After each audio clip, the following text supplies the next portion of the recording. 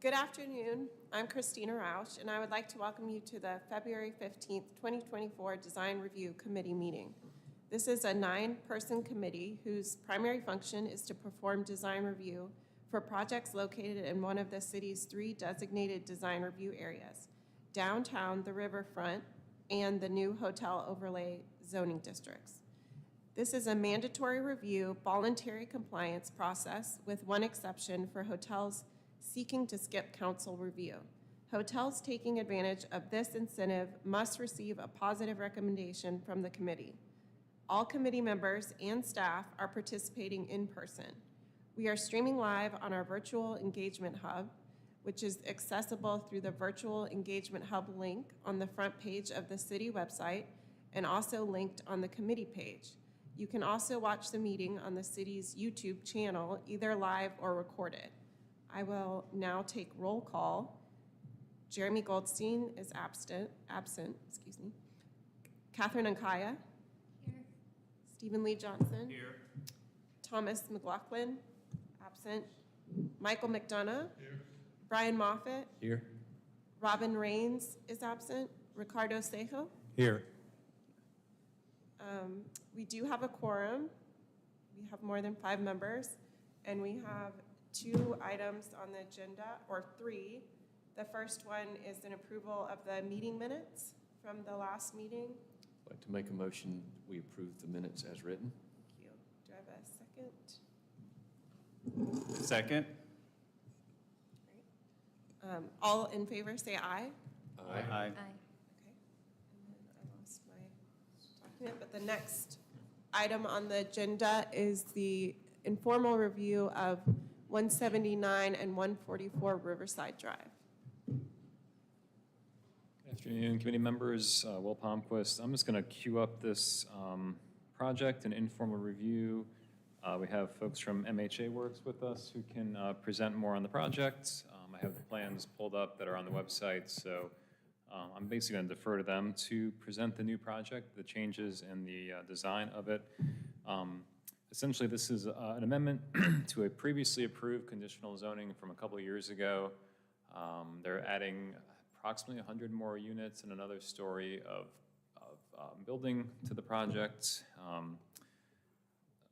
kind of changing the use arrangement. I believe they're have eliminated the commercial component, and it's mostly just a residential project at this point. There are a couple of parcels associated with the project. So one is on the east side of Riverside Drive, where the building over the podium parking would be located, and then the other one's on the west side of Riverside Drive, which would be surface parking. So you have seen this project before in a different iteration. The previous plans were included for reference, but I'm just happy to turn it over to the design team to give a presentation and talk to you all about the design. It is slated for TRC review in a couple of weeks.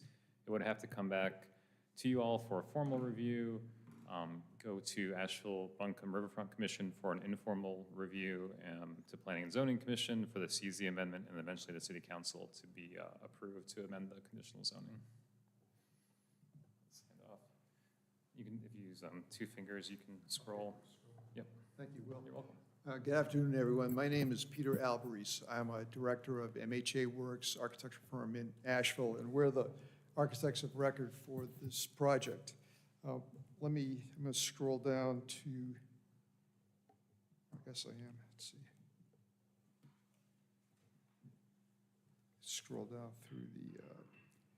through the site plan a little bit. We are coming to you for an amendment to the previously approved project that has conditional zoning approval from City Council. That was about 18 months or so ago.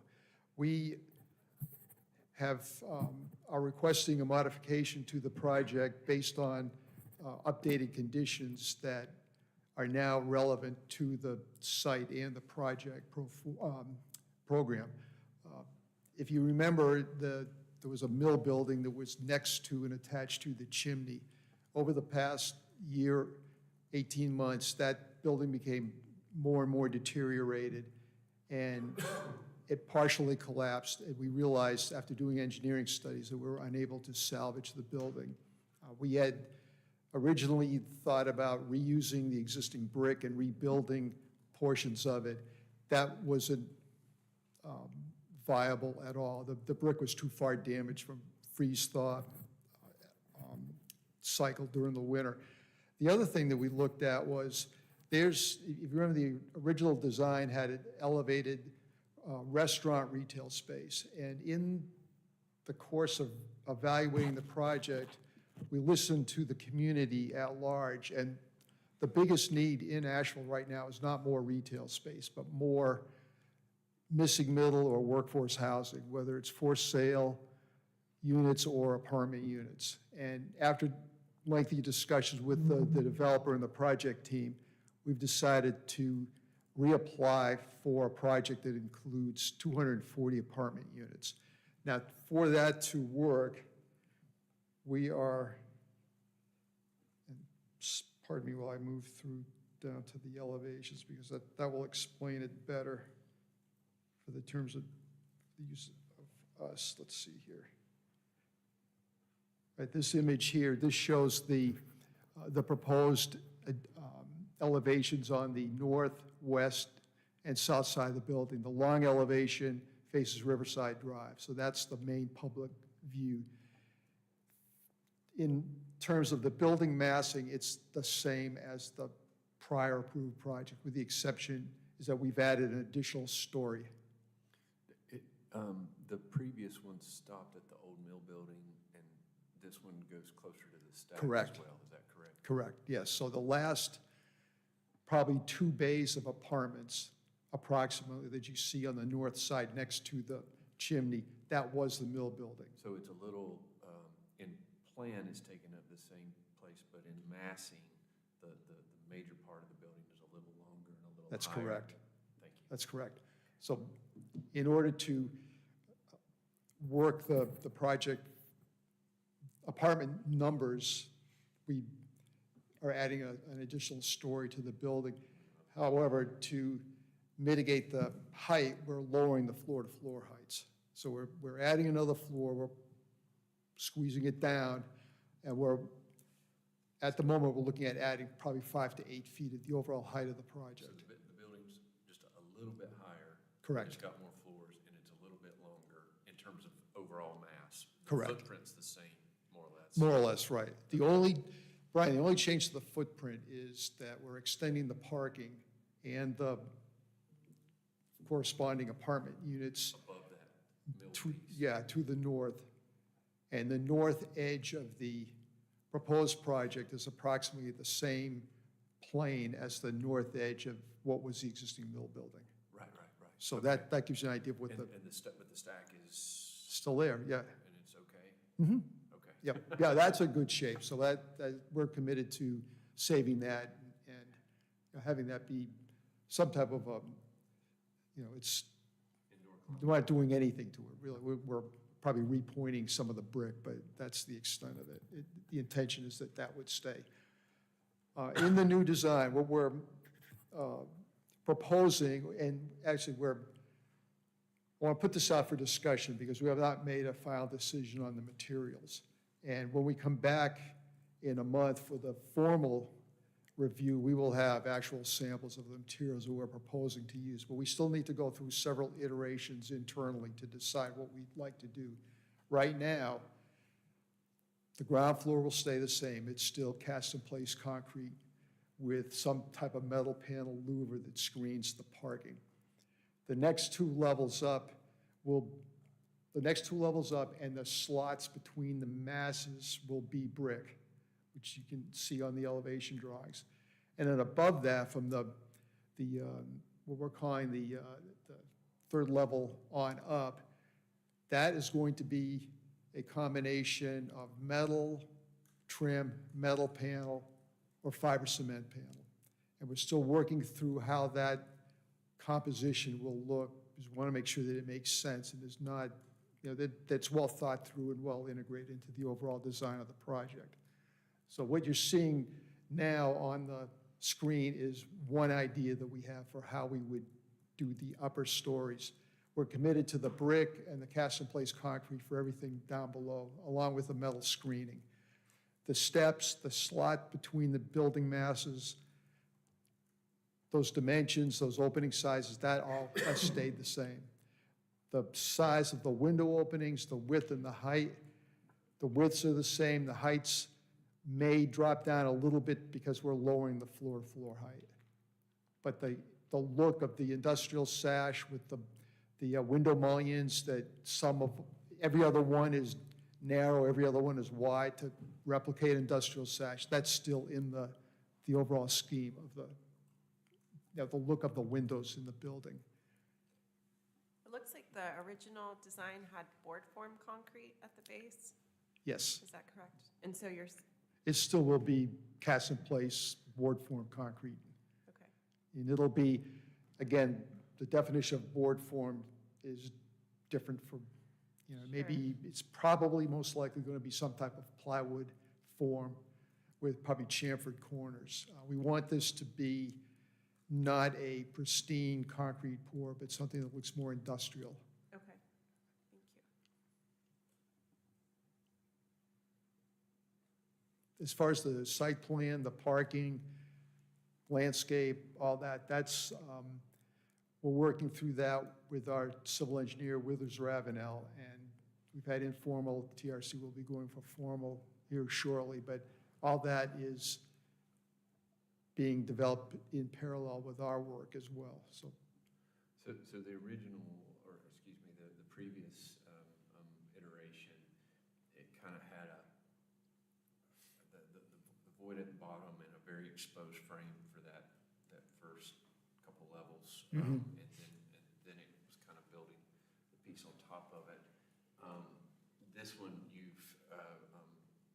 it's basically the residential to the, starting directly above the parking. I'm reading that correctly? Yes. And we don't really have the kind of exposed structural frame in the current rendition that was more or less present in the previous one. No, there's some discussion about continuing, and again, the primary material on the second, the two levels above the parking, that will be brick. We're still looking at, do we keep some concrete in there or not? We're still trying to work through all that. But to your point about infilling that outdoor plaza space and restaurant, that's all gone away, and we've infilled that with apartments. If you remember, the original design, the existing mill building was going to serve as the accessible entry into the building. That's gone away. The entry is going to be now on the other side, at the other end of the building, and we're still working through exactly how that feels right now. But one of the things that we talked a lot about, if I recall correctly, is the requirement for in the form-based district for I'm trying to remember the exact, I can't find it, the maximum building length options, and then the little openings between. And we talked a lot about that. We're looking at the diagram where they, we're bridging over it. And I think the language says, it's supposed to have an opening, from the front of the site to the back of the site, I think is the language. I don't know if anybody else was even here. Stephen Lee, were you? I don't remember that discussion. You don't remember that discussion? Maybe it was just the architects that were harping on it. So it looks like you're basically, though, doing a similar thing. I'm trying to remember how we solved that, because they had the stairs that went up, and then they had glass. It was still solid, but we were talking about that if it was transparent, you could see through it, that it met the intent of that opening requirement. Is that still? It's hard to see in the straight-on elevations because I can't see around the corner in the bins of the current rendition, because the stairs look like they're going up at an angle in the elevations, and it looks like brick behind it in the elevations right now, but I'm assuming that you're trying to solve it in a similar way. yes, what you're seeing and what we're going forward with is what has the prior approval. Okay. So I'm not exactly sure what, the evolution of how that discussion came along, but we are trying to meet the intention of that. And the main part of this that helps meet the intention is the fact that we've broken it up into three parts, and we're introducing a contrasting material in the solid portion of the slot so that it reads as separate structures rather than one.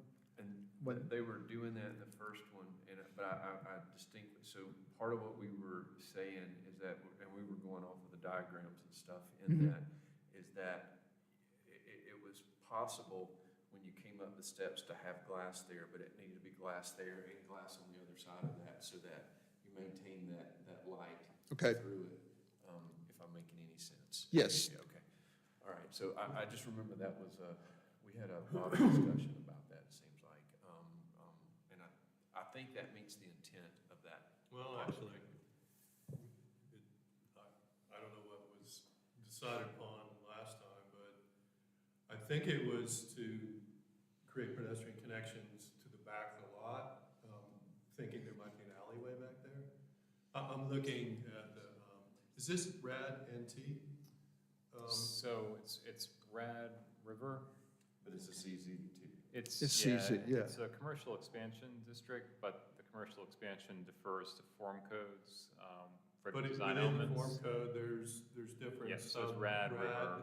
And it looks to me on the map, this is NT for neighborhood transition. No, it's Rad River, Rad-RIVER. That's what the previous zoning was. It says a direct pedestrian connection on top of the parking podium is provided from the front of the lot to the rear or to the intersecting alley or street behind. And, you know, when The they were. building can bridge over it, but it has to maintain passageway. Well, but what we were saying was that pedestrian connection could be enclosed by the building, and it could even be interrupted by glass and still maintain that pedestrian connection. And the other, yeah, Where Michael, is the it? other, the That was Go ahead. The unique issue here is that there's no alley behind the building. It's the parking, and then there's a 100-foot or so right-of-way for the railroad. So it's almost, the intention of having connectivity across an alley to an adjoining property on the backside can't be had in this particular site because of the railroad. I guess again, I'm just going off of the language here. So that the intent of the language, it says, one-story parking podium may break the maximum street-facing building length requirement, provide the following standards are met every 200 feet, raised staircase is provided, check. Direct pedestrian connection on top of the parking podium is provided from the front of the lot to the rear or to the intersecting alley or street behind. So it says front to the rear or intersecting alley or street behind. And the distance between the buildings on top of the podium is at least 15 feet. And then it talks about that the stories above that first occupiable story may break and then it goes, it does the same thing. And so what and again, I need to probably go back and look at the actual meeting minutes and stuff, probably make sure I understood. But when, in the previous application, when that was kind of like retail-ish area, the idea is that there was pedestrian access through the podium. And my question is that are we still meeting that piece with this proposal? Okay, if you're on the sidewalk and you live in the building, you can go up the stairs and go into the building, but there's nothing to connect on the other side other than the parking lot or the railroad. Well, Yeah, there's, So here's my question for the rest of us is that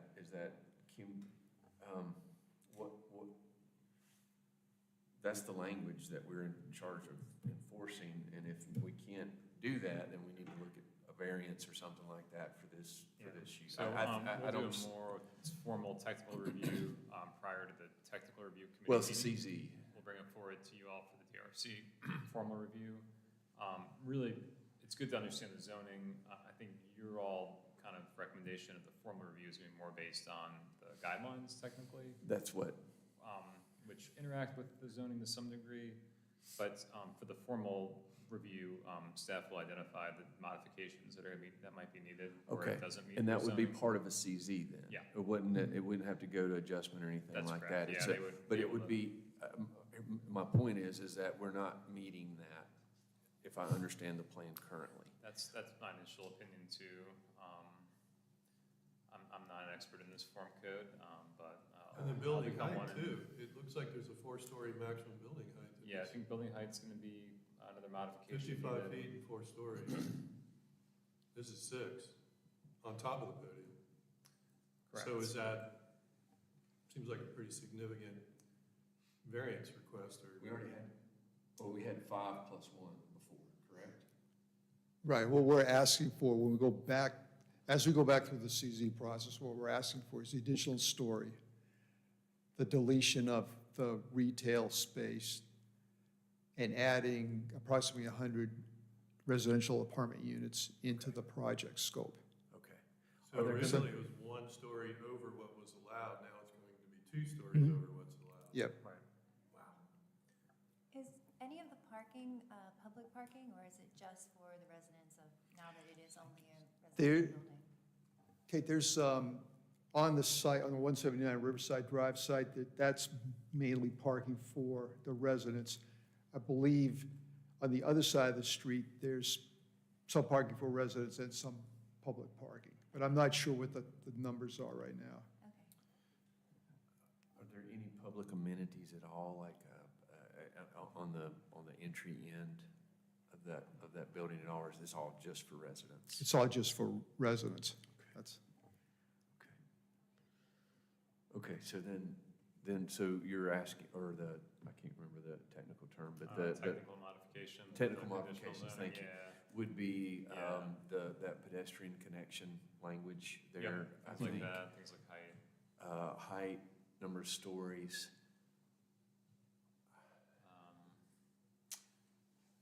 Could be some other elements too. I haven't had a chance to thoroughly review it against the code, but that'll happen prior to, basically between now and next Friday, when comments for the TRC meeting are due and provided to the applicant. Those we noted in that report, then carried through to the DRC report. And that you all can understand the modifications from the zoning. Your recommendation is more based on the design as it meets the riverfront design guidelines. And eventually planning, zoning, and council will kind of evaluate the merits of the project against the guidelines, your recommendation, the comprehensive plan, et cetera. Well, obviously, a lot of attention went into creating this form-based code, and this kind of blows it out of the water. So one, how do we feel about the form-based code? Like, are we calling it into question? Which is a big deal, and this, it seems like the pedestrian connections through and the height are all to kind of keep kind of that missing middle scale, and this kind of goes up and it goes longer without those penetrations, so it's kind of pushing the envelope in the form in 2 directions, which seems to be quite aggressive. And I mean, I kind of get it, like, if there's not an alleyway, if you're not trying to pull people through the lot, then what's the point of this kind of bridge going over the parking deck? It's a road to But nowhere. that's by design. I think it's probably, we can only guess, I'm thinking one is to bring the scale down and to create gaps between buildings, and 2, to pull people deeper into a property or behind the property. And so you could say, well, there's no reason to pull people in, but there's still a reason to restrict the kind of horizontal sprawl, the horizontal form. But there could be a reason to draw people through if that was, if the parking lot was designed in a way that, For the public, for Yes. instance, yeah. exactly. Or if there If was a there was public. public parking. Which- Walking over when you just walk through the parking lot. You can't The- walk through, there's screening. all yeah, around. this screen, the difference between this site and 68 Craven Street, the landings, is at the landings, the form-based code worked perfectly because it was elevated because of the flood, walked up the stairs, and it goes straight into the backyard of all the properties in the building facing the back. So that worked on that site. And because of this site, in the development of the form-based code, they probably didn't consider what happens when there's a building like this with a major easement on the back side that is owned by a large transportation company. And we can't make it, there's no way to go through that to anything else because there's no right-of-way. What we can do is meet the intent of the form-based code, which is to break up the horizontal length of the building in a way that accentuates the gap as much as possible, which is why we're showing the different materials. Now, to me, that's more critical than whether there's another story on top of it, because again, it's another story where we're pulling the height down, and we're From looking the at previous. the 5 to 8 feet most in the height. And a lot of it, or a portion of it, is for the parapet, which is to screen the mechanical equipment. The one quick design thing I would say then, Peter, is that maybe we change the height of that, the interrupting piece, I'm gonna call it, in between the main blocks, so that the height's a little lower, maybe, so you're changing the material, I'd also change the height a little bit. I know that even, in perspective, it's still gonna, if it's pushed back, it's gonna feel lower. Right. But I would even accentuate that even a little bit more so that my eye really reads these as distinct pieces, 3 distinct pieces with yeah, you didn't do a thing, it just does this. Jimmy the cord a little bit, it might come back Yeah, out. that's right. Lock me up. Sometimes, it's like you and I are old enough to remember we had to hold the antenna for our parents, right? So that kind of stuff. Yeah. All the jails. Or smile if he breaks his. That's right. So That's we don't have a plan of those upper floors, like where the recess is, what's there? Do you happen to have? a Well, plan? in the recess, they're residential units there. That's what we're contemplating. So it's all occupied space. Every other floor is going to have a patio. So so where there's- that void is, the glass in the void, are we looking into a corridor, or are we looking into a unit? We're going to do a unit. Wow, so the stair goes directly up to a unit. No, the stair goes into a corridor. Yeah, Okay. the stairs at the ground, going from the ground floor up to the first elevated floor, that goes into a. So you're corridor. looking up at units. Yeah, yes. But it's units above it, okay. Mhm. Well, I was thinking if you want to like capture the intent of the code, it would be a void, which would mean all glass instead of brick. It seems like you're bringing your heaviest material up into what wants to appear as a gap. Mhm. And I could see your attempt being like all glass, so you can almost see through it, but of course you're looking right into somebody's unit. Yeah. The form-based code shows that gap as a void, but then it shows like building. That's, and Yeah. to me, that's descriptive of, like, I'm going off the pictures in the form-based code. So I think that meets the Yeah. intent. I would agree. I don't think the visual transparency does the same thing as the occupiable or accessible. I think if it's glass, it looks nice, but it doesn't function as, It's not doing the function, so I think at that point, we're talking about, that, and I think that's what Peter was saying, at that point, we're not talking about the pedestrian connection anymore anyway. And so what we're now talking about is meeting the spirit of breaking the building up into the shorter chunks, Mhm. if I understood you Mhm. correctly. If that's what we think the language in the That's code was correct. there for, which I'm pretty sure it probably was. Well, we understand, again, that we're asking for conditional zoning, and that's, That's part of the you know, condition. this part of the condition is to be able to do this. And what we're trying to do is to meet as much of the intent of the form-based code as we can, given the parameters of the program. I think that, one thing I noticed is you also don't have an east elevation. Right, we're still Okay. working on that. So It'll it be feels similar to like- this.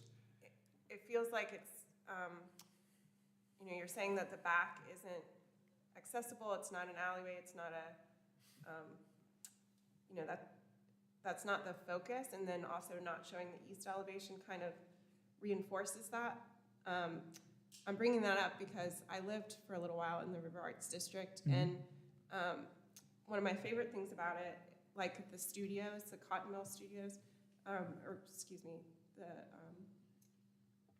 the studios that are down the road, was that you can kind of meander and you can walk close to the railway and you can move in and out. And I think even though this is a railroad in the back and it's an easement, I think there's a missed opportunity of holding on to some of that character and the pedestrian access back there. And I think by closing off those pedestrian pass-throughs and making this a formal parking lot, you no longer, I mean, it's by design, it's not, it doesn't have to be,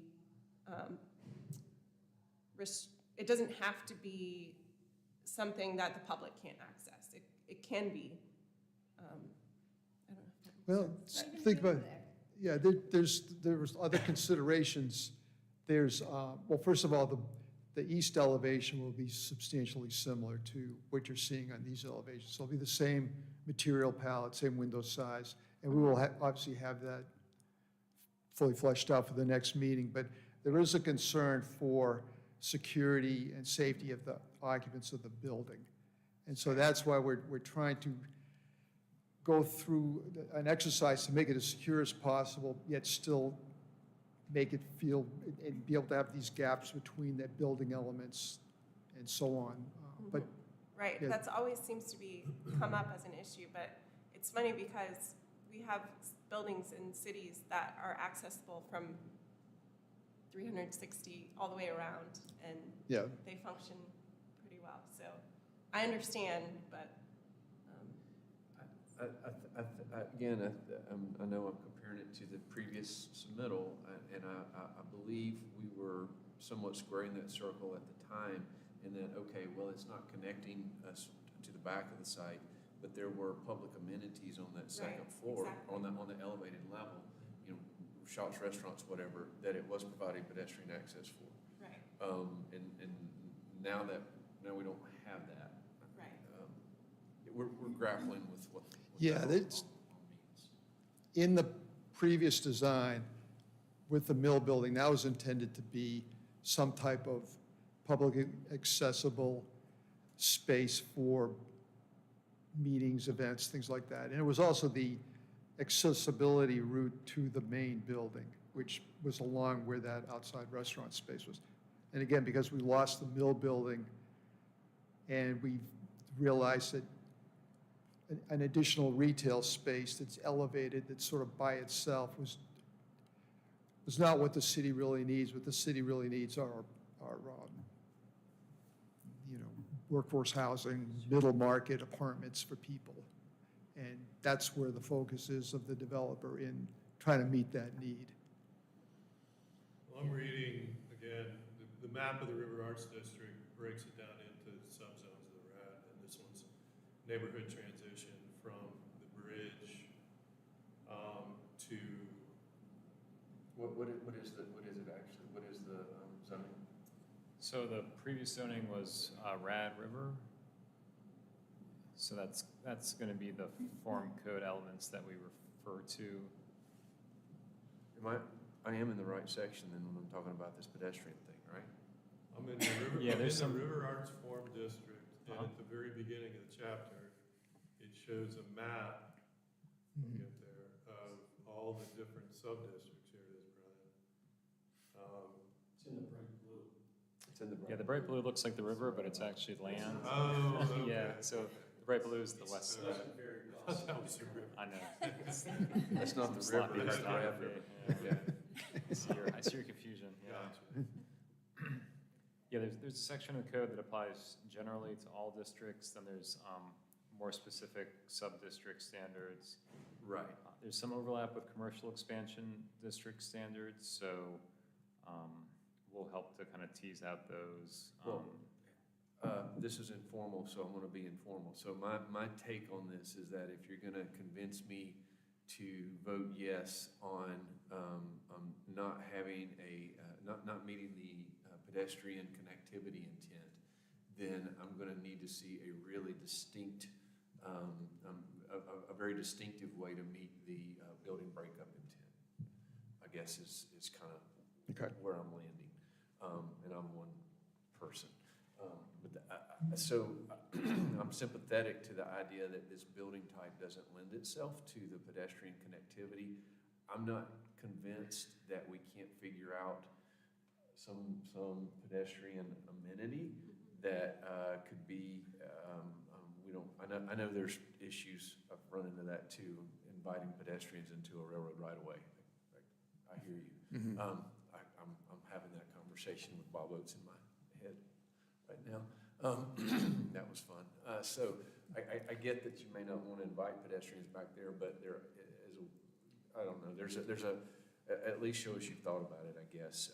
But then if we're not going to meet that intent, then it really has to do a great job of breaking up the building.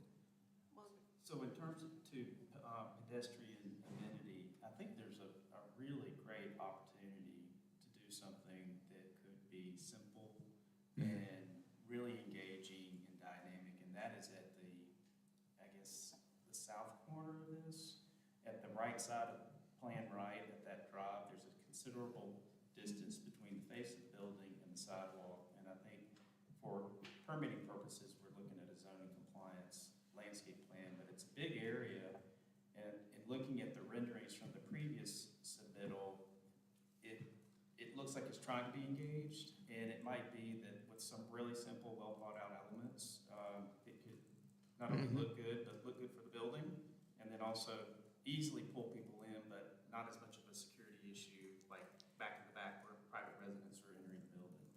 So you're talking about that little, with a cutback. And the reason for that is because Duke Power has an easement. So that's what shaped the building, is that easement. So you're saying if they had a pedestrian amenity on the inside of the building, it's kind of speaking to that pedestrian experience without trying to bring them to the railroad right away in the And back. it could be something as simple as, you know, a pathway that goes in and leads to some benches, and, you know, there are a lot of walkers, especially out of towners, and some of them are not in such good shape, and it's, you know, that would be a really nice little amenity, but you certainly That's- have enough bike racks in the back. Good gosh. yeah, I think we reviewed this when the Riverfront Commission existed, no longer does. And I believe that Lindsay, an architect, mentioned something about that same space. And she talked about it in a way that I really liked, in that we didn't necessarily have to pull people in there physically, but when people walked by it, it could be at the pedestrian scale, and it could be whether, not just plantings, but even something sculptural or something like that, but to just bring the scale down. And I thought that there was a rendering that showed something like that, or a gesture towards it, and it was received very well through the Riverfront Commission at the time. Okay. So, just elaborate on your comment. Then I think you're hitting the spirit of some of what was in the form-based code, maybe. okay. Okay. So if we, for Brian Moffett, if we have, make sure this slot works and it's as transparent as possible. Or distinctive. Yeah. So again, I'm going off the, keep going, I'm sorry. And then some type of pedestrian amenity, public amenity, pedestrian amenity, visual amenity that's on that southwest corner. And I think you all seem to be in somewhat favor of us studying that further and coming back with a, Yeah, I mean, I want to potential. see I really liked, but it doesn't have to do that, but I really liked the exposed structural grid and stuff. There was a lot of, in the language that was fun, but this is a different building. I understand that. Yeah. Do something really nice, that's fine. How long is the building? this is Josh Singer, he's a project architect. I wanna say 300, 350. So it exceeds the 200-foot form-based code building length. Well, we have, if you could. Yeah, if you could come and introduce yourself to Mike, and just for our recording, thank you. Hi, everyone. I'm Josh Singer, project architect. I was not part of the original approval process, but to my understanding, we have maintained the required distances between the monumental stairs. So there's no portion of the building that is over 200 feet. That's right. Yes. Thank you. Assume, well, I'm just reading building mass, not creating voids, but it's limited to 200 feet, regardless of the voids. No, right? it So if said- you it's- do the voids, it can go over to. Yeah, Yeah. it says in a podium building, again, I don't have the form-based code memorized, I can't tell you chapter and verse, but it says in a podium building that's elevated above the flood area, you can, it can be longer than 200 feet if you then have that. If you essentially break it into a building that appears less than 200 feet. Exactly. Mhm. And that's Which what, this doesn't, yeah. well, that's what we're talking about, is that if that visual break between the buildings is very distinctively different, so that it is broken. And again, in the form-based code, it shows a very clear diagram of like a brick building with punched openings, 2-story, brick building with punched openings, 2-story, and then a smaller, one elevated brick punched opening. So it's the same language as the other two, just bridging. So in theirs, it's not even as distinctive as what I'm somewhat requesting. And I'm requesting that partly because we're not meeting the full intent that I understand of that pedestrian pass-through. I'm gonna guess that, go into the form-based building code people's head and guess that Shoot. not only was I it know some of those folks. scale, but it was to create smaller scale projects, Yes. not mega projects. And so that even if you take a 300-foot long building and you push in a void every once in a while, it's, the architectural vocabulary is the same, it's the same materials, it's a really long building, and I could see if being supportive, if you made a lot of efforts to break a 350-foot long building into several buildings by changing materials, changing heights, but right now, it's one extruded piece of architecture with voids just pushed in a little bit, and to me, that's like, and I'm not picking on you, you're doing your job, I'm just saying that the developer's asking for a lot in terms of variances from the form-based code. I mean, I would like to see this project broken up into smaller pieces. Like, ultimately, it would be great if there were 2 developers taking on half the site each and working together, but one developer, one architect, so you're going in it with one vision, and if there's any way you can like get 2 people in the office to break the building up and have 2 different hands on it, that might be more the intent of the code, I think. I don't see that, honestly.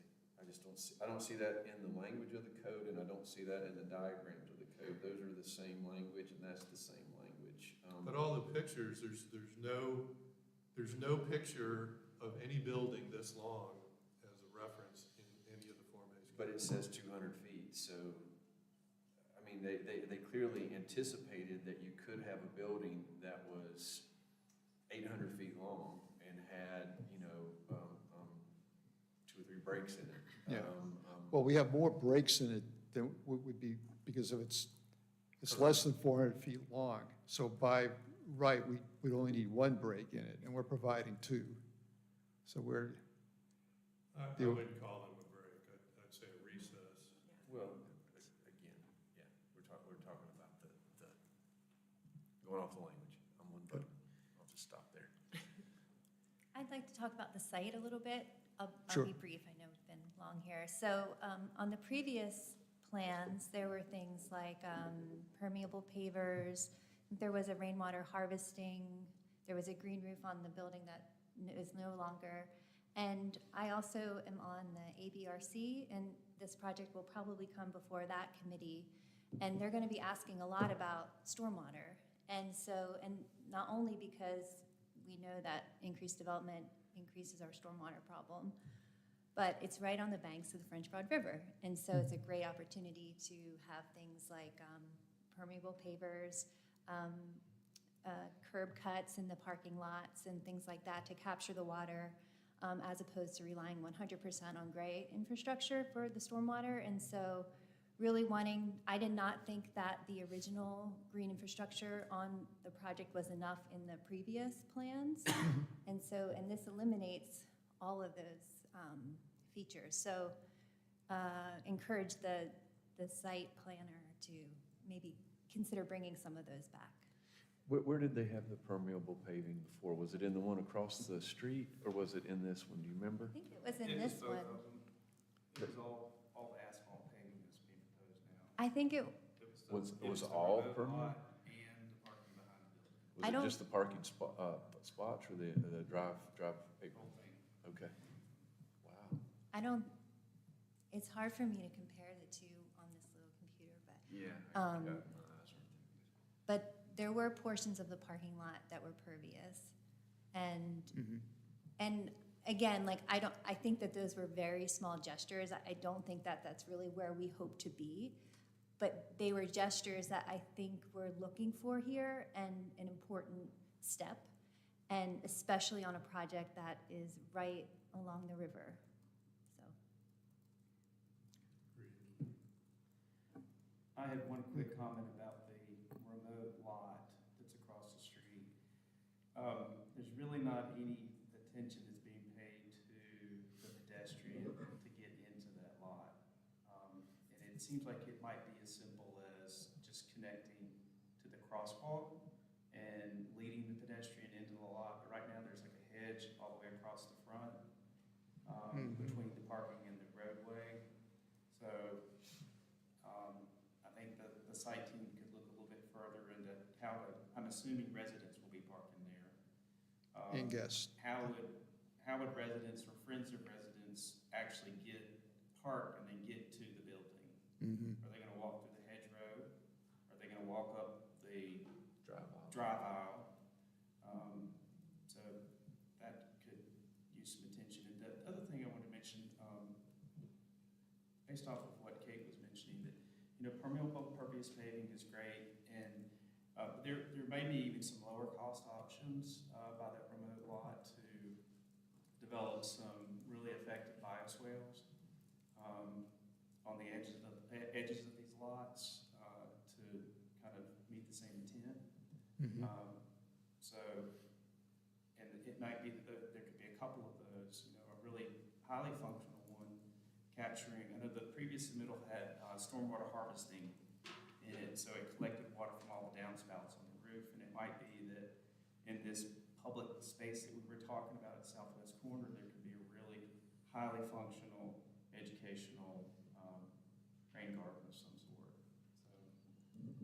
I really Okay. like that, and I think you're right about the cost. And I've heard from some civil engineers that the permeable pavers don't actually perform that well over time, and they're expensive. And so I'm thinking about the curb cuts in the parking lot. You could still have your storm system doing exactly what it's supposed to do, but you could, make it a little bit more, you could have all the water go through plant material, so a lot less is actually hitting the storm system. And that would also enhance the experience and look of the parking lot. And that's a large area, and we talk so much about architecture on this committee, but the site is so important, as we all know. And I think that is a huge part of this project that, I know it's early in the process, so I'm hoping that maybe it'll be enhanced. But that's a large area, and even if we're talking about residents that live there, it's even more important than people that are tourists that are coming for once in a while, people that live here that walk through that parking lot every single day. And so just trying to elevate not only the experience, but the environmental effectiveness of these spaces, I think is important, especially down in this area. Yeah, and I think the developer could really benefit by attracting, the market that's gonna be attracted to this building it's gonna be people that understand these systems and expect to see them and use it in their marketing. And it's a win-win. Should we encourage some kind of connection from the sidewalk along the road to the sidewalk along the river as part of that piece? Or I don't know enough about. I don't know that. Yeah, I guess that's another subject. Well, not another subject, but it's two really well-defined linear transportation paths. But it'd be nice. It'd be nice to be a resident to have a clearly defined way to get to the greenway. That's kind of what I was thinking. Okay. Yeah, just as like a part of the amenity. And that's a really good point, Brian. That could be tied into the crosswalk and maybe a sidewalk that goes to the parking lot, and just striping a crosswalk through the parking lot to the greenway. Again, that's another really cool marketing element. That a photo of that in the brochure, and I'm signing the dotted line. Well, and it's different design now that it's residential as opposed That's to a good just idea. retail. Yeah, yeah. Not just retail. I did a side thing, I just want that noted. Any other comments? It'd be nice if some of those bike racks were under the building. It seems unfair that people that have bikes have to keep them out in the rain, whereas all their cars are kept under the shelter. Seems like there's a lot of voids in the parking level. You could squeeze in some bike racks.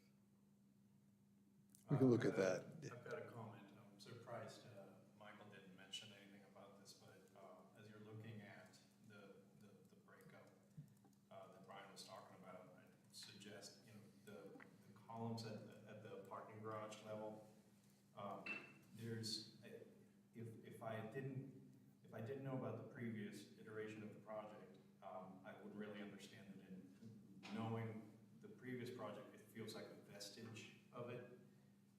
Right now, the building just seems to be floating on. Soft story. Yeah, and I would suggest bringing some of that brick down. And you can even, bring some of it down, so you're using the same amount of brick, but just, some of it is coming down at the corners and at the breaks. And then that's articulating the. Well, yeah, I think that's where I was going with, the one before was taking the structure up into, it was pulling that up into it. What you're talking about is that if they're going to this language, they need to now pull that down. Am I hearing you right? Yeah, no, I feel like the previous design was sort of, it was working in one direction, this is working in the opposite direction. But then it stopped. But then it stopped, yeah. That's good, Ricardo. That's an interesting comment, yeah. That's my only comment. Okay. I got a quick question that has nothing to do with the process here, but is there going to be dedicated, electric vehicle parking? Dedicated electric vehicle, Yeah. I read something, there are new ADA guidelines for EV parking that I read yesterday, and if you do them on the site, Is this the 2017 stuff? no, it's newer than that. If you do them on the site, there's new guidelines, and it's a little tricky. Just 67 on a circle, correct? It seems pretty typical in new buildings that I've seen, apartment buildings. Yeah. I mean, Interesting. In a flood area, that'd be awesome. and it might be there in, well, that's, yeah. Brian, that's a good point, because everything that is electric has to be elevated above the flood line. So, Or flood-proofed. yeah. I'm not sure here flood-proof, I don't know how A you do an charging station. outdoor charging station that's flood-proof. Yeah, I but, don't- so, Some really good sandbags. yep. Floodgates all around. Well, thank you. Yeah, thank you all very much for your time, and we look forward to meeting again. Thanks. Thank you. Next item on the agenda is the review of the substation. Yeah, that's fine. The site plan's up here too that you submitted, but if you'd rather just do it from your computer, go ahead. Thank you.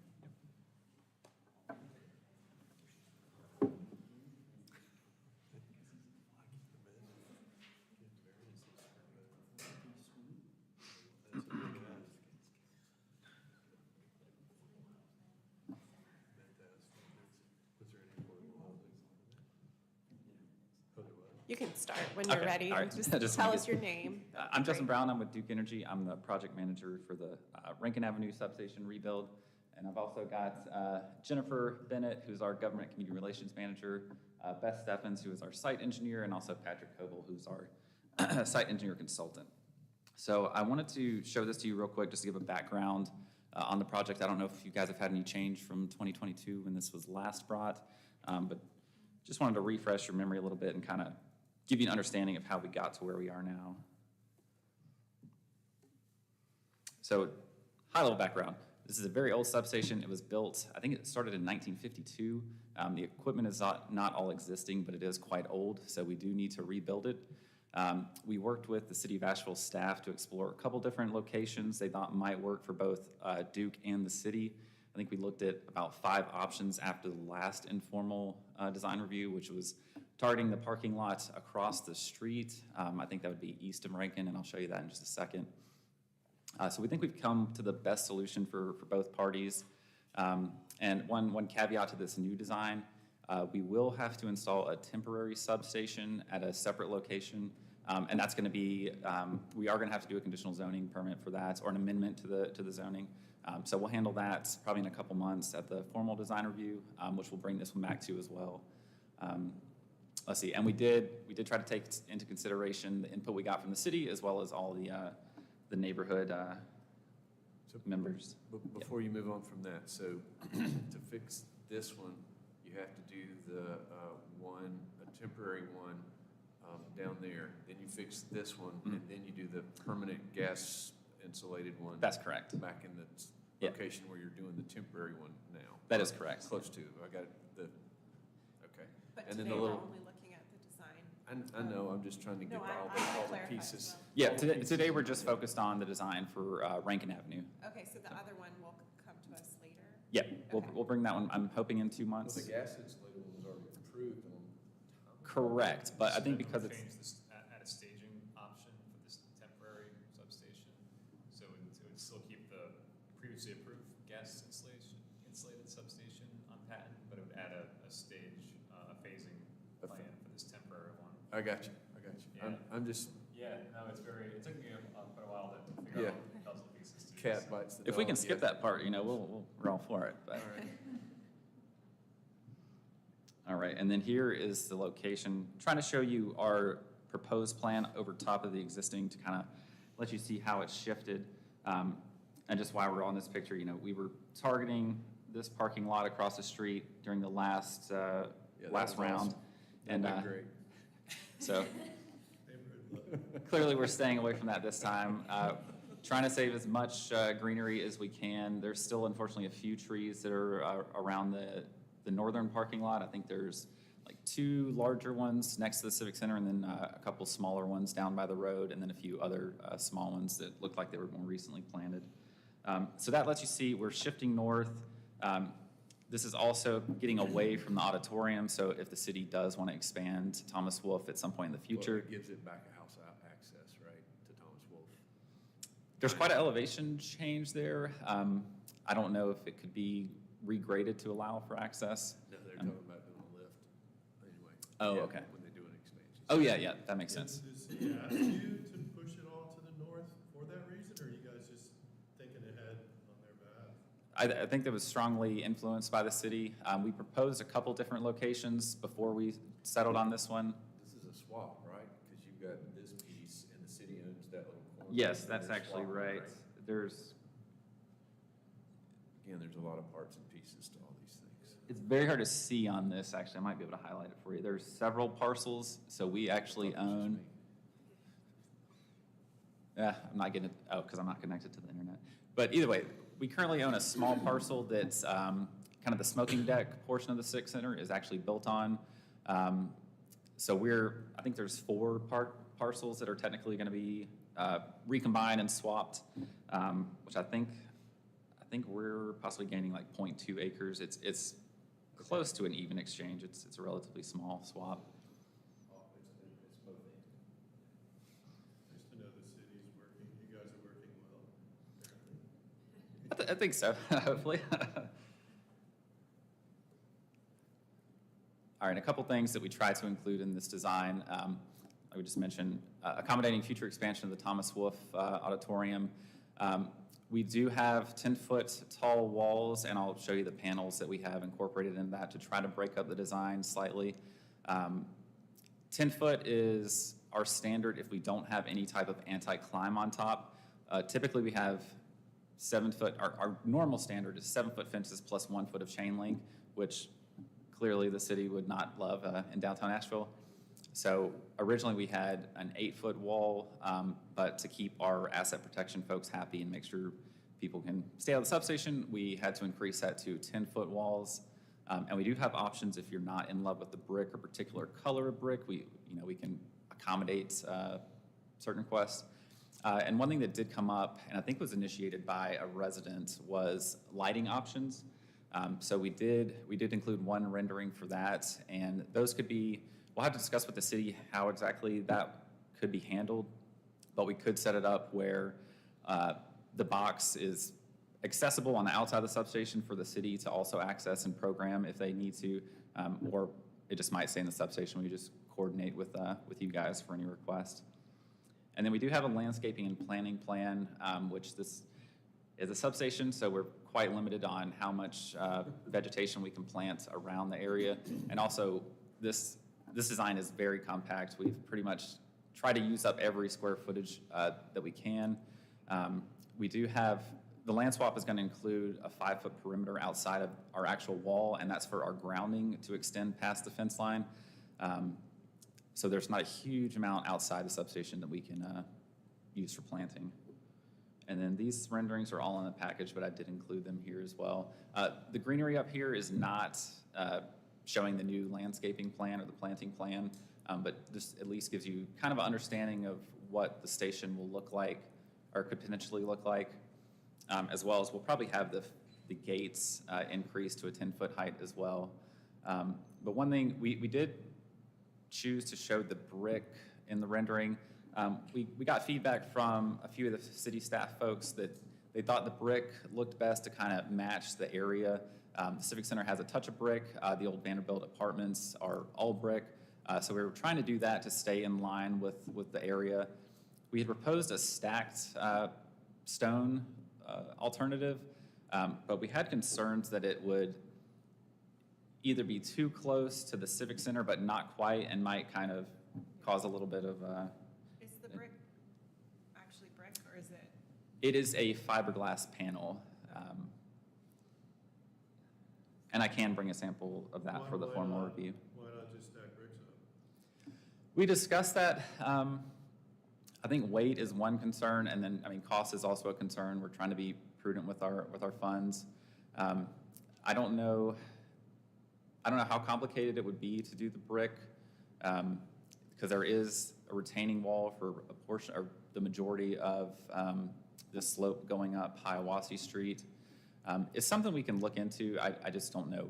What are the other panel options that you mentioned? There's plenty of stacked stone options, any color you can think of, or any stone design. And if you want, we can send you the manufacturers.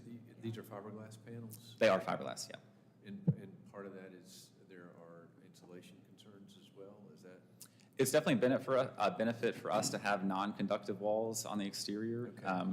We don't have to be quite as concerned about grounding. I mean, honestly, from my perspective, I would just soon see them be what they are and be like a modern-looking material than try to be something they aren't. That's just, that's my 2 absolutely agree. cents. Yes, And it's downtown, and we can be modern, and it's okay. But that's I me. agree. Do what? Or be the Or real actual thing. brick. Or actual brick.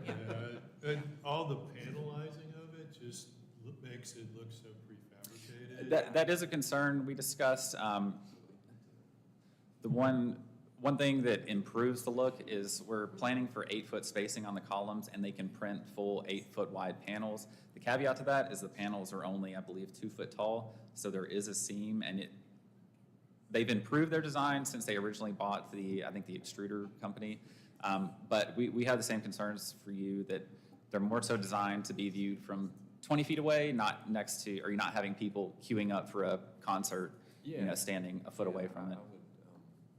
I don't know. Once they get rid of those voids, I mean, you put lipstick on it. Well, he needs the voids for airflow, yeah? We don't actually need them for airflow. We included those because we had concerns that the 10-foot walls would kind of be a little imposing to people standing on the sidewalk. And we also got feedback that the staff actually liked the look of our gates. So I mean, those are pretty cool. Yeah, I like the transparency. Like, just do that. I mean, I think it's important to. Just do that all the way be able to see across. what's behind it. So if, Just keep doing that all the way. we kept the X bracing to try to mimic the gates, but we could do, other types of shaped art. I think one design did include like a tree cutout kind of thing, so there's option now. Easy enough, okay. Yeah, go with industrial. Moving on, all right. Can you, Do you have any options for, so these are, do you have an option to do like a base middle cap for the wall? You know, have something a little bit more expressive at the top, or have a base that's running, 3 feet, 2'8" off the grade? That's something we probably could do. I guess, what are you envisioning there, like a concrete base along the bottom, then? Yeah, or, I mean, like, it could be a stone base, concrete, just something to make the wall feel less like a panel, Mhm. and more like a building. Or just have it a blank slate, and let's go ahead and graffiti it and be done with it. Yeah. Not Do to- you have a design consultant that you're working with? We've not worked officially with a design consultant, no. We've got McAdams, who's assisted us with the site grading and overall design, but, what's that? Could you go down a couple? Well, that's a good shot, and then I go to the next one, please. Is the sidewalk get, Oh, sorry. the same width it is now? That 5'6", 6 foot width, is that pretty much what it is now? The sidewalk along Hiawassee is increasing to 9'6". I don't believe we could get the full 10-foot. Rankin, unfortunately, is not going to be able to meet the full 10 feet. I think we're at 5'6" right now, which I think is still an improvement over what's out there, but It's pretty narrow right now. it does seem quite narrow. With how, So it's getting better than it is now. yeah, Okay, stop there. okay. Do you want me to go to the rendering package and find whichever? Yeah, but I think Ricardo just answered my question. Okay. But maybe just go through. I think it was further up. Okay, yeah, that example. So the gate there, did you say you're gonna have to make that higher? We'll likely increase it to match the 10-foot walls. Okay. But I think this characterizes what it's gonna feel like walking against that tall panel. And I actually like the transparency of the gate a little bit more. Just wondering if there's ways to continue to break that up.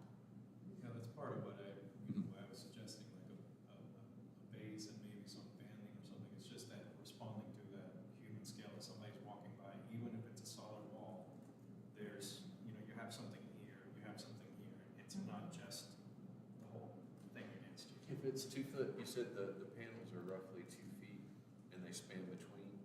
That's right. I think we can look at what they offer and see if there's something that would look nice together. I think it's a very good suggestion. Yeah, and looking at it, same with the top, just having something more expressive as a cap, just underneath the wall. or else a brick cap, a real brick cap.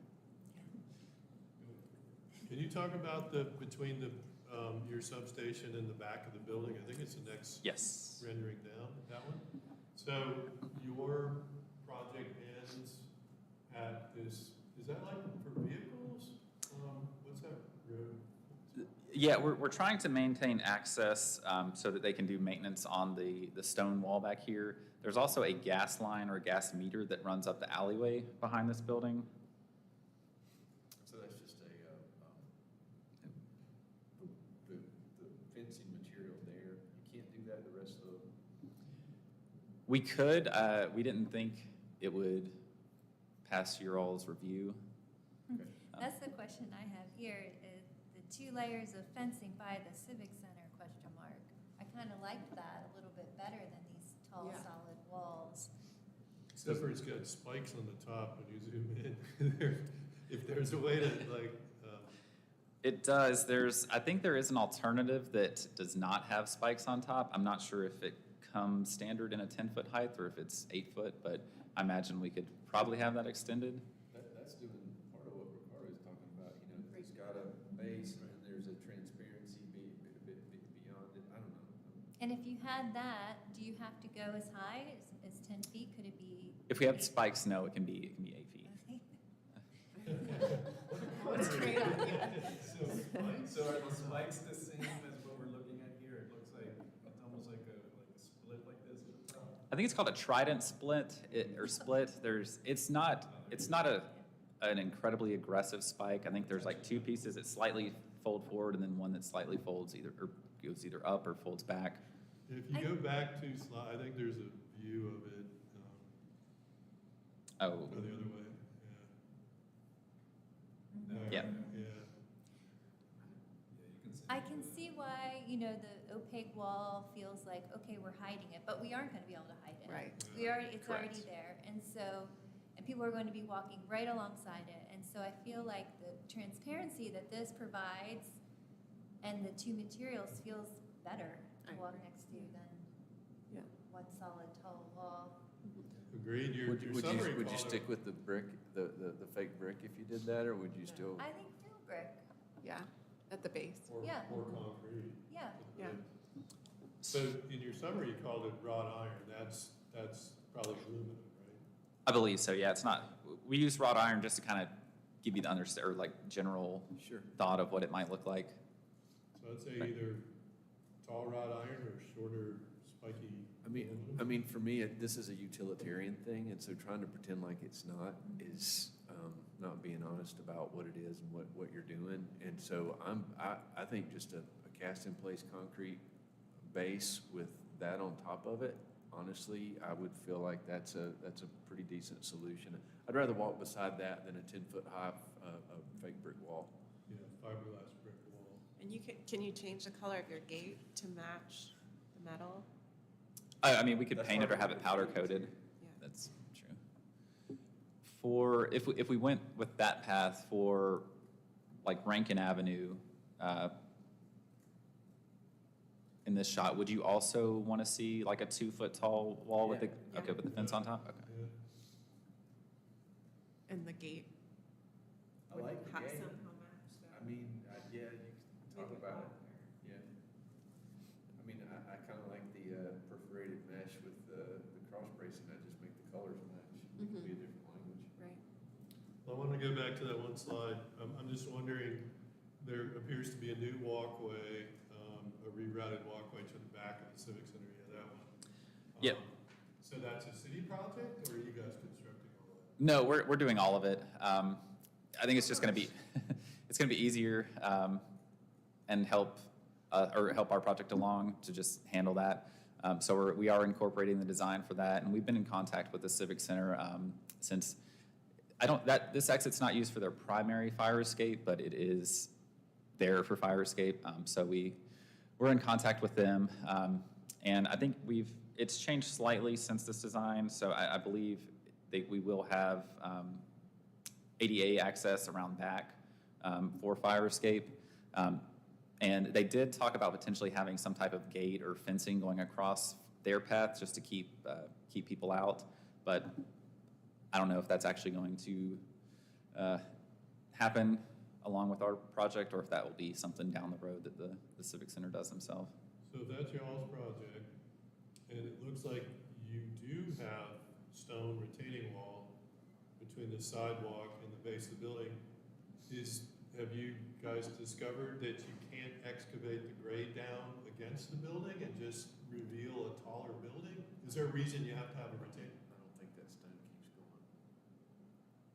So I don't think we're planning to affect the grade right against the building, but I think this was just for the access. Yeah, I understand. I'm just saying that you're trying to match the building stone by building a retaining wall 8 feet away from the real building stone. And I'm just wondering, one option is just to excavate all that dirt and reveal more of the base of the stone building. I'm following now. Which may not be a possibility, who knows? There may be something underneath I it. don't think that stone keeps going down. It seems like they ought to at least investigate that, right? Like, I'd rather see a taller, real stone building than a fake stone retaining wall. I mean, what you're saying is that it probably won't be real stone, that retaining wall? Oh, this probably would be real stone. We haven't really discussed what materials we would use for this. I wouldn't make it stone, I would just make it something. Yeah, or match the concrete that you do on the Okay. substation. I think, It'll never yeah. look Yeah. anything near what's there. Right. It's just That's a not very gonna big stone. I'd still encourage you to see if there's more buried stone and just get rid of that area, get rid of the retaining wall, which would save money. And then the question goes to landscaping that area. Will that have any landscape there? I don't know if we've planned any landscaping there yet, but that's something that we probably, I'm assuming we would. Not tall landscaping, but at least some type of bushes. This is a good slide to kind of demonstrate a thought. We see the metal fencing and the concept of having the lower base and just simplifying it. If, in this instance, where we do have grade that we're making, if the lower wall did not step, and if the fence above did not, if the fence racked, I think it would look a lot better. And I know that product, you can get them so that they do rack the fencing part. Okay. Just a smooth transition rather than that would look good. I bet you didn't expect us to suggest take the walls out, did you? I did not. Tell us about the lighting, because I think this is gonna end up being one of the most important parts of this. And we, 1964 State Fair Tower does it change, or is it all constant? Can you dim it or control it at all, or? Can you put a That's- panel outside so people can walk up there? There you go. It would be really interesting if it did have a little bit of like alteration, and change okay. colors a little bit, and just a little bit of interest, I think. I imagine they could, because I mean, it would come with the multiple color options, so I would think there's some type of programmable option like for that. Valentine's Day, it could be red. Yeah. For, Yeah. no, I'm joking. And we did get input, because I think one of our renderings looked like it was uplighting, and we quickly got told, no. So we would definitely work with the supplier to come up with a downlighting plan for that. And we've got 2 tall structures, which I might get yelled at by my engineers for wanting to put extra stuff on their transmission poles. But we'll try to work out a plan to have downlighting that would provide like adequate glow. I don't want it to look off or like we did a halfway done job. Could we look at the planting plan? Yes. Or the slide that shows that little pocket of vegetation? So I appreciate the native species that were included in the planting plan. I would just say that Leucothoe is as a shade plant, and so I think it make just to look at that again. I Okay. think and it also likes really moist soils, and so it might not do very well. Especially if the solid wall is taken out there, because that's really the only shade it would get. Yeah. And sometimes a year, but if it's a fence. But I like that, you're thinking in that way, but I don't think that that's a good selection. And then, is there a reason that we're using really low plants here? Are we not allowed to use a small tree, for example, next to a substation? A small tree? Or a tall. A tree. Like I'm thinking of, Come drive through my neighborhood. so if you maybe go to the slide that shows the rendering, because I think that shows the space that we have. Yeah. Do you want the up close one, or is this okay? Sure, or the one that's a little bit more of a pedestrian. Yeah, right there.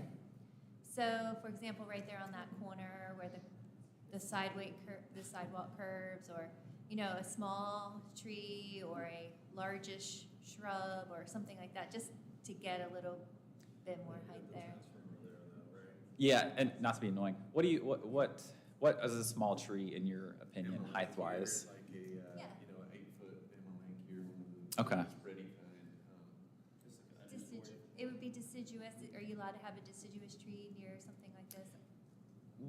We can have vegetation. I know they get a little concerned when it's too close to the wall, but I'm trying to think off the top of my head, and I can't remember if there's a set distance that we can't have. I would just explore it. I think you have enough space there, and I think that it would look nice. I think it would also help the pedestrian quality of that street. I've walked down that street. You're right on the edge of the road. It doesn't feel great, and so you're already putting plants in there. So we have an opportunity to maybe. And is there any concern about impacts to drivers? Like, do we need to stay a certain distance away? Okay. I mean, there's rules for that, but yeah. And then what about the area on the opposite side, that big grassy field? So I believe, That's going to be city property now? That's going to go back to the city?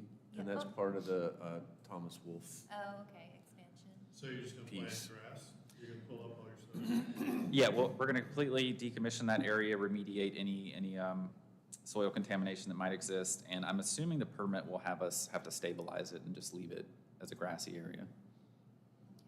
But it probably won't be that way long.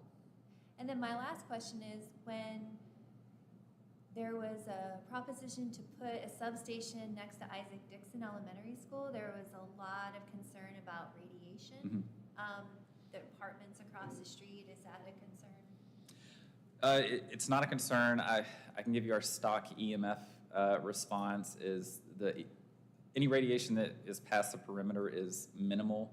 I'm not an electromagnetic scientist, so I can't give you the full answer. But we would not be increasing anything more than, or anything over that exists currently. And you probably get way more radiation in your daily life, talking on your phone. So it's not a concern that we have.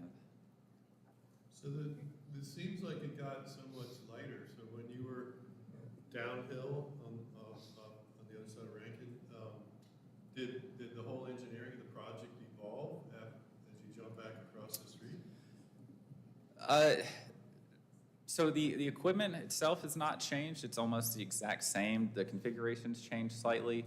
Before it was just a shoebox shape, now it's a whatever shape. It's the same amount of stuff. Same amount of stuff? Yeah, it's the exact same amount of equipment. But the walls were very different from what we saw. The walls are different, yes, and I believe different on Rankin, and then we also don't have the 50-foot retaining wall on Lexington Avenue. And we did make efforts to, when we first started with this location, we were taking up more of the Hiawassee sidewalk, but we looked at our equipment and reconfigured stuff, and originally we had one longer building, we cut that into two and rotated it, so we made quite a bit of effort to extend the sidewalk along Hiawassee. Thank you. Thank you. So this is really what this thing's gonna look like? This is the equipment, this is, how accurate is There'll be a lot more wires. There will be also probably, I think the dimensions, or not dimensions, but ratios are slightly off. Like this transformer will definitely be much larger than what is shown there, and this is the second transformer here. I believe the buildings are probably pretty accurate. I'm a little concerned these structures might be much wider, yes, than these are showing, just knowing what I've seen from our, no offense, engineers. That's not them. They don't design these, so I can talk junk about it. But they get pretty beefy, and there's a lot of tension on the transmission lines, like way more than I expected when I started here. So unfortunately, they have to be that thick for a reason. They won't be a whole lot smaller than that transmission right there. That's probably a good comparison. Yeah, hopefully they'll be. Maybe a little bit. They definitely will not be larger. I can promise that. Well, thank you. You're welcome. We have any other questions? I was gonna just suggest to staff, I mean, it looks like the land to the south that Duke moves off of has placeholder grass seeded. It seems like, I don't know what the timeline for city's vision for something else happening there, but there's an opportunity for, as they vacate the area, to set it up for something other than just seeded grass. So what is the timeline on this? So I know you're coming back to us for review, but so like how many years before this is? So we're hoping to be done with this at the end of 2025, Oh, so wow. next year. Okay, And then after that, we'll roll into Patton Avenue. yeah, okay. We'll probably know more about what the city is proposing for Thomas Wolfe, but I don't know that they would be in construction by the end of 2025. I would be beyond shocked. So, Like I say, you guys are scraping it down, remediating it, and it's like you're setting the table for something. In the future, it's like, well, why don't we have you set it up for something in the short-term future, like bocce ball courts, or I don't know. Yeah. Gardens or something. Pickleball's quite popular. They've got the pit of despair screaming at them across the street. I mean, what can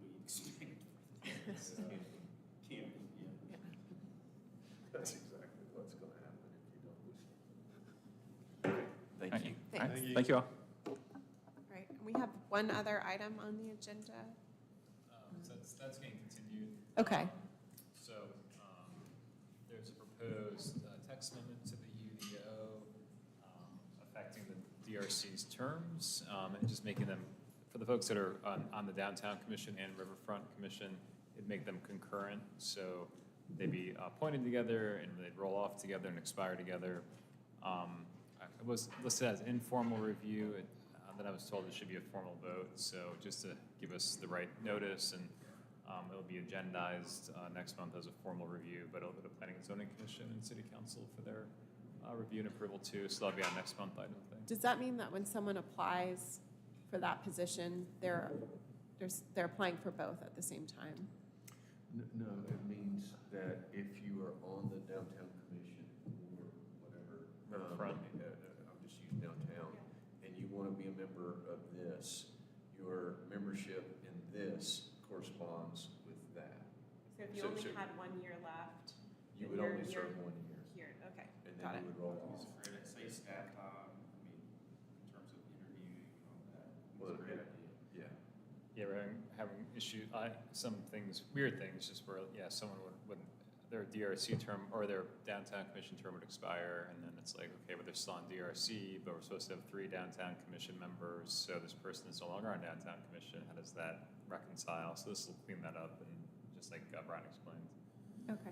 Yep. Thank you. And then meeting adjourned. Yeah, I make a motion that we adjourn. Do we? Yeah, do we have to do that for the, I think it's Adjournment. good practice, I don't think we have to. okay, all